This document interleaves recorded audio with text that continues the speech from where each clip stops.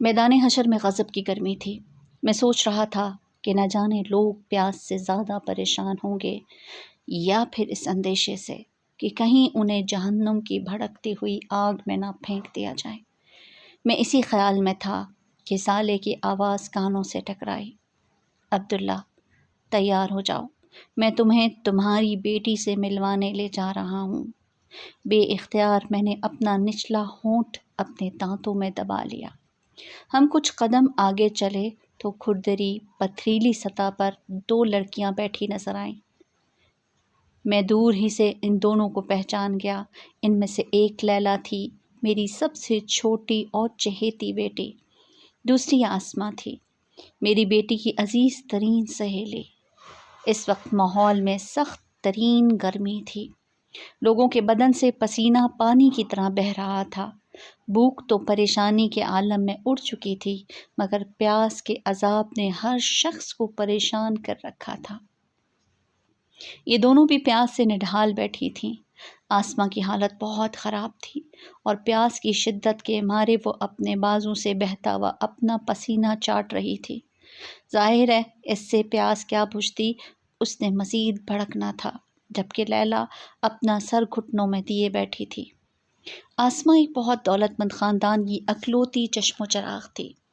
خدا نے حسن، دولت، سٹیٹس ہر چیز سے نوازا تھا۔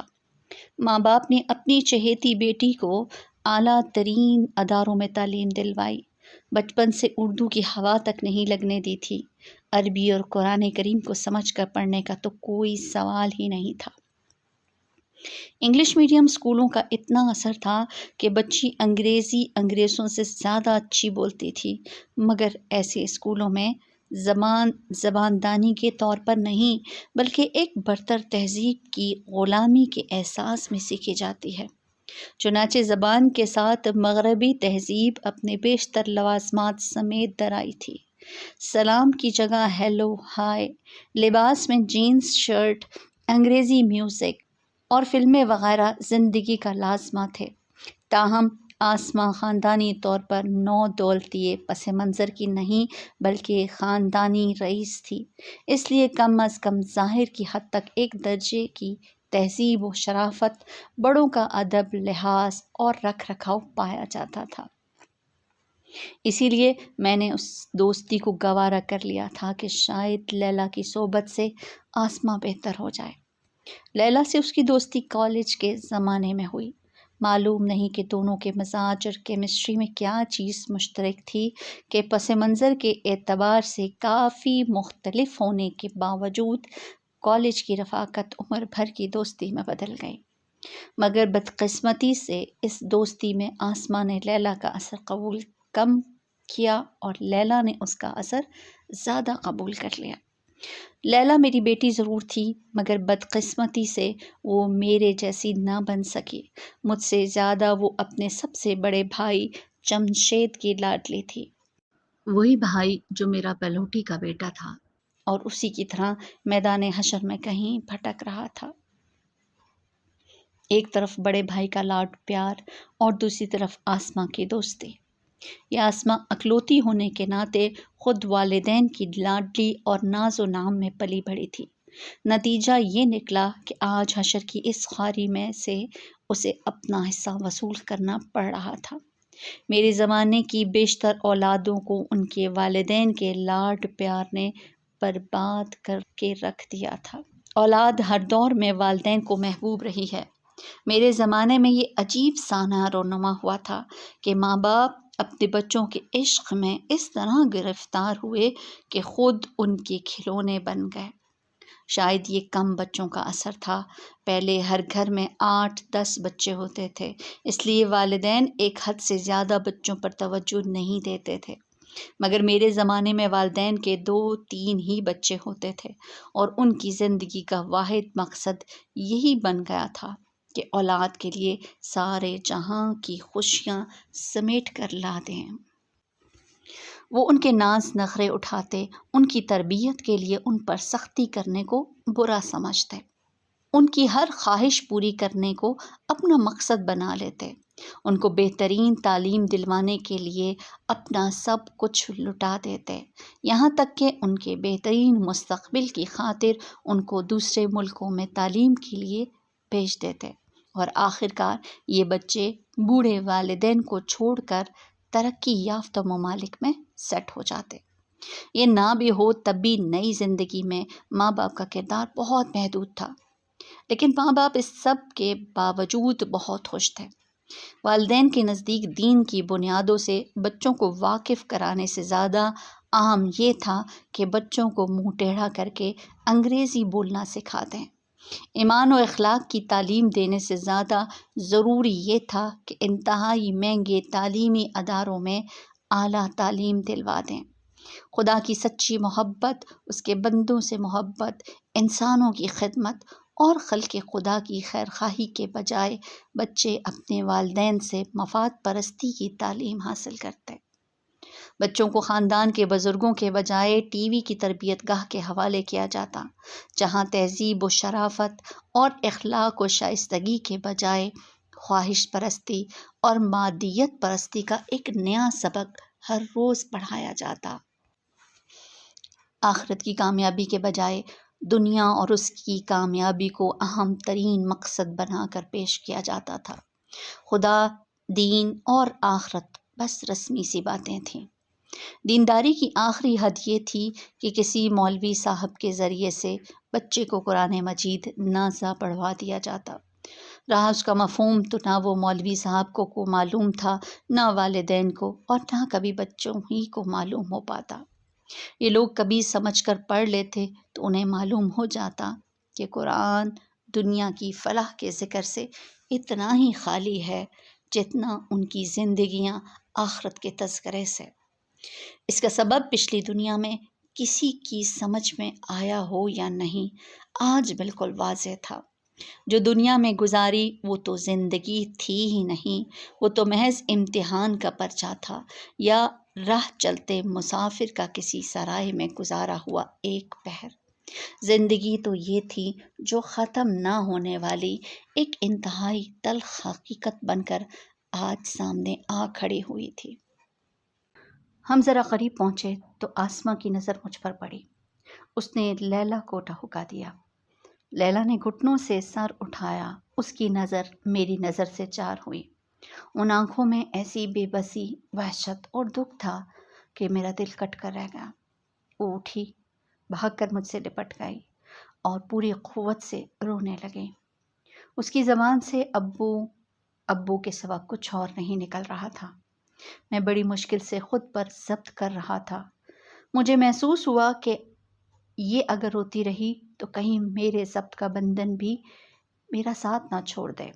میں نے اس کے سر پر ہاتھ پھیر کر کہا، بیٹا چپ ہو جاؤ، میں نے تجھے بہت سمجھایا تھا نا، اس دن کے لیے جینا سیکھو، دنیا سوائے ایک فریب کے اور کچھ نہیں۔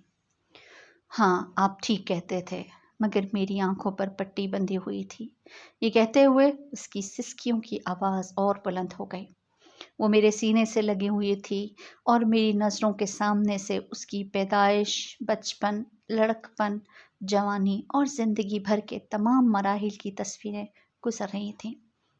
کبھی بستر پر پڑی ہوئی وہ گڑیا جس کے رونے سے میں بے چین ہو جایا کرتا تھا، کبھی فراک پہنی ہوئی وہ پری جس کی ایک ایک ادا پر میں جان نثار کرتا تھا، کبھی اسکول کے یونیفارم میں بیگ لٹکائے وہ معصوم سی کلی، کبھی کالج کے یونیفارم میں پھولوں جیسی وہ بچی، اور کبھی شادی کے جوڑے میں سجی میرے دل کا وہ ٹکڑا جو اس وقت سراپائے حسرت و یاس کی صورت بنے میرے سینے سے لگی تڑپ رہی تھی۔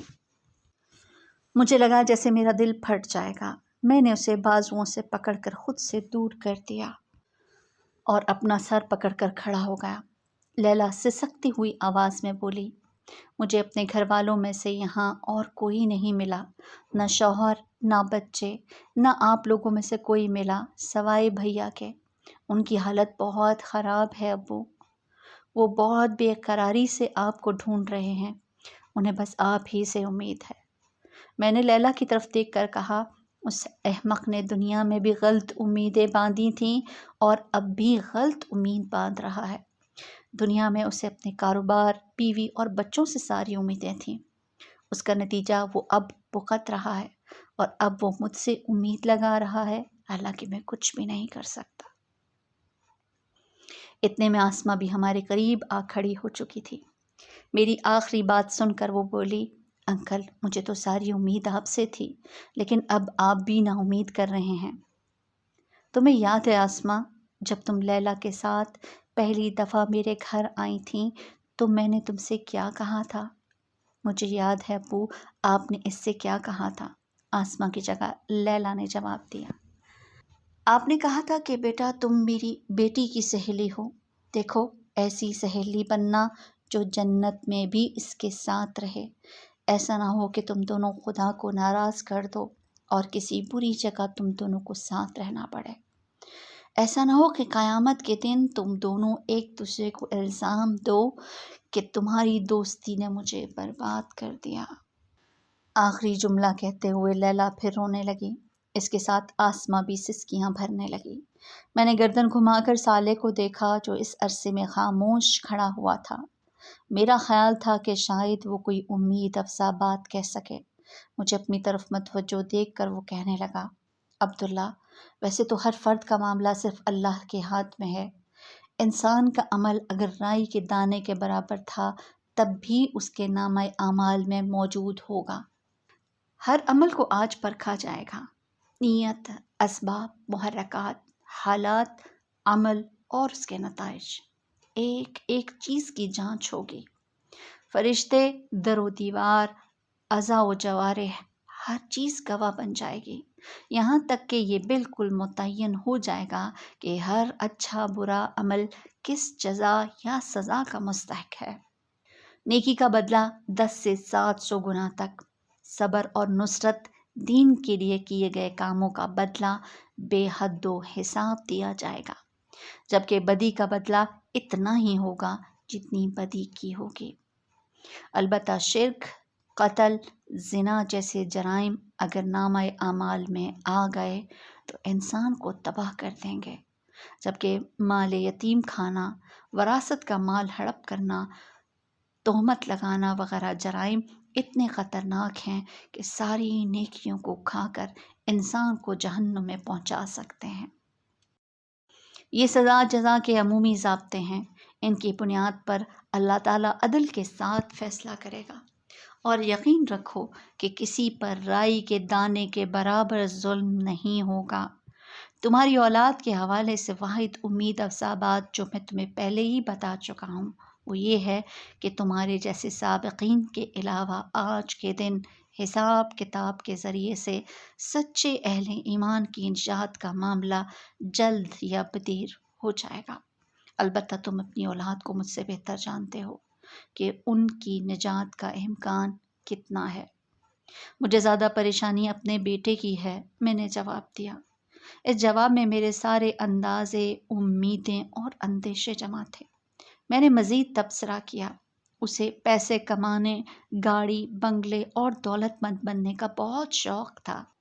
یہ شوق جس کو لگ جائے اسے کسی بھی برے حال میں پہنچا سکتا ہے۔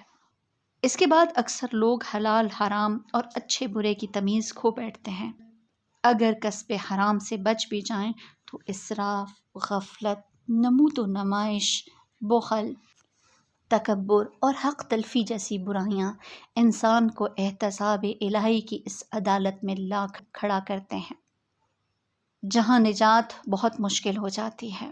میری اس بات کا جواب غیر متوقع طور پر آسماں نے دیا۔ یہ ساری باتیں لیلا مجھے بتاتی تھی۔ اس نے آپ کی کچھ کتابیں بھی مجھے پڑھنے کے لیے دی تھیں، مگر مجھے اردو پڑھنی نہیں آتی تھی۔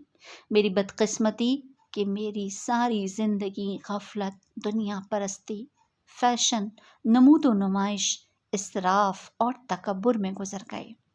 مجھ پر حسین نظر آنے کا خبط سوار تھا۔ میں نے لاکھوں روپے زیور، کپڑوں اور کاسمیٹکس میں برباد کر دیے، مگر غریبوں پر میں کبھی کچھ نہ خرچ کر سکی۔ کبھی کیا بھی تو اس کو بہت بڑا احسان سمجھا، حالانکہ اللہ نے ہمیں بہت مال اور دولت عطا کیا تھا۔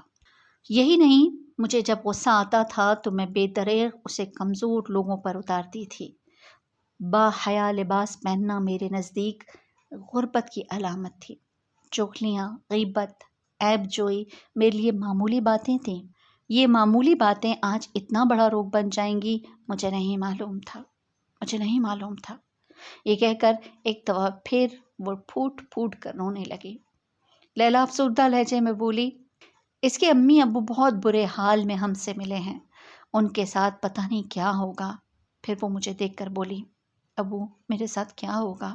یہ کہتے ہوئے اس کی آنکھوں سے آنسو جاری تھے۔ بیٹا انتظار کرو، امید یہ ہے کہ اب زیادہ دیر نہ گزرے گی کہ حساب کتاب شروع ہو جائے گا۔ اس وقت مجھے اللہ کی رحمت سے امید ہے کہ اتنی سختی اٹھانے کے بعد وہ تمہارے وہ گناہ معاف کر دے گا جو تم نے دنیا میں معمولی سمجھ کر کیے تھے۔ کاش ابو میں آپ کا راستہ اختیار کر لیتی۔ آپ نے مجھے بہت سمجھایا تھا کہ ایمان زبان سے کلمہ پڑھ لینے کا نام نہیں، خدا کی ہستی کو اپنی زندگی بنا لینے کا نام ہے۔ رسمی عبادت خدا کو مطلوب نہیں، اسے قلب کی دینداری چاہیے۔ اسے چند بے روح سجدوں کی ضرورت نہیں، ایک سچا خدا پرست بندہ چاہیے۔ ایمان میری زندگی میں تو تھا، مگر وہ میری شخصیت کا احاطہ نہ کر سکا۔ میں نے آپ کے کہنے سے نمازیں تو پڑھیں، مگر خدا کی یاد میری زندگی نہیں بن سکی۔ میں نے روزے تو رکھے، مگر مجھ میں سچا تقویٰ پیدا نہیں ہو سکا۔ زیادہ سے زیادہ مجھے 50 برس وہ سب کرنا پڑتا، یہاں تو صدیاں گزر گئی ہیں اس گرمی اور سختی میں پریشان گھومتے۔ بہن تم مجھ سے تو بہتر ہو، میں نے تو زندگی میں نماز روزہ کچھ نہیں کیا۔ اخلاقی گناہ، نمود و نمائش، اسراف، تکبر اور حق تلفی وغیرہ اس کے علاوہ ہیں۔ میرا کیا ہوگا؟ مجھے تو سوائے جہنم کے کوئی انجام نظر نہیں آتا۔ یہ کہہ کر وہ چیخ چیخ کر رونے لگی۔ ان دونوں کی باتوں سے میرا دل کٹ رہا تھا۔ مجھ میں اب مزید ان کے ساتھ رہنے کی ہمت نہیں رہی تھی۔ سالے کو میری حالت کا اندازہ ہو چکا تھا۔ اس نے ان دونوں سے مخاطب ہو کر کہا، عبداللہ کو اب یہاں سے رخصت ہونا ہوگا۔ آپ دونوں یہاں بیٹھ کر اللہ تعالیٰ کے فیصلے کا انتظار کیجیے۔ زیادہ دیر نہ گزرے گی کہ حساب کتاب شروع ہو جائے گا۔ یہ کہہ کر وہ میرا ہاتھ پکڑ کر مجھے آگے لے گیا۔ میں چاہتا تھا کہ جاتے جاتے لیلا کو تسلی دے دوں۔ میں پیچھے مڑا تو یہ دیکھ کر حیران رہ گیا کہ پیچھے کا منظر بدل گیا ہے اور ہم کسی اور جگہ کھڑے تھے۔ مجھے ذرا تیزی سے تمہیں وہاں سے ہٹانا پڑا، وگرنہ تمہیں اور دکھ ہوتا۔ کیا تم اپنے بیٹے سے ملنا چاہو گے؟ نہیں، میں مزید کچھ دیکھنے کی تاب نہیں رکھتا، میں نے 2 ٹوک جواب دیا۔ میرا دل افسردگی کے گہرے سمندر میں ڈوب چکا تھا۔ میرا بس نہیں چل رہا تھا کہ میں کسی طرح واپس دنیا میں لوٹوں اور لیلا کی اصلاح کو زندگی کا سب سے بڑا مقصد بنا لوں۔ مجھے احساس ہوا کہ اب یہ ممکن نہیں۔